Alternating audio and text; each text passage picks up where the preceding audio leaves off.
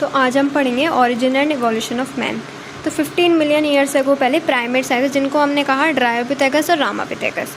ये हेयरी थे और गोरिल्ला और चिंपैंजी की तरह चलते थे। रामापिथेकस जो थे वो ज़्यादा मैन लाइक थे और ड्रायोपिथेकस जो थे वो एप लाइक थे।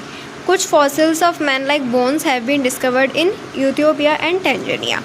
ये रिवील करते हैं कुछ होमिनिड फीचर्स, जिससे कि बिलीव हुआ कि 3-4 मिलियन ईयर्स अगो पहले मैन लाइक प्राइमेट्स वॉक करते थे ईस्टर्न अफ्रीका में, और वो ज़्यादा 4 फीट से ज़्यादा लंबे वो नहीं थे और सीधा चलते थे।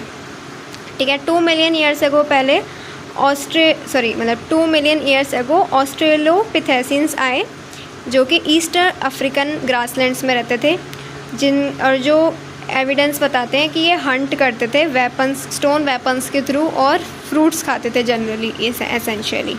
और कुछ बोन्स जो थे उनके, वो कुछ बोन से अलग थे। लेकिन ये जो क्रिएचर था, इसमें फर्स्ट ह्यूमन लाइक हमें कुछ फीचर हमें नज़र आया, तो हमने इसको नाम दे दिया फिर होमो हैबिलिस। और ये इनकी ब्रेन जो कैपेसिटी थी होमो हैबिलिस की 650 से 800 सीसी की थी, और ये मीट नहीं खाते थे। फिर हमें कुछ फॉसिल्स जावा में पाए गए 1891 में, जिन्होंने नेक्स्ट स्टेज रिवील किया, उसका नाम दिया होमो इरेक्टस, जो 1.5 मिलियन ईयर्स अगो पहले आया था।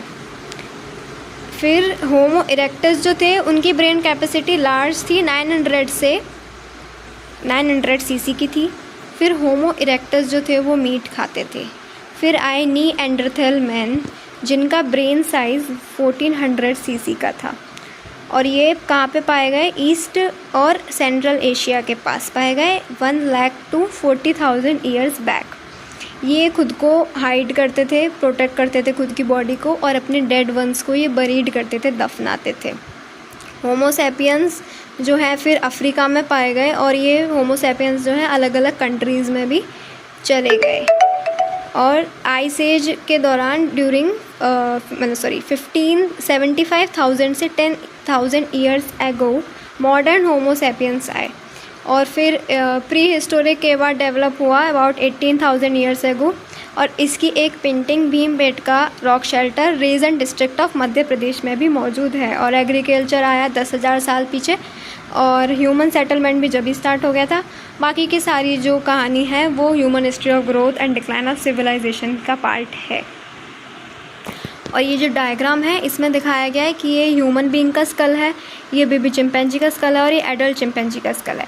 तो इसमें कंपैरिजन कराया गया कि ह्यूमन बीइंग का स्कल, एडल्ट ह्यूमन बीइंग का, और बेबी चिंपैंजी का स्कल, ये दोनों सिमिलर दिख रहे हैं। एडल्ट चिंपैंजी का स्कल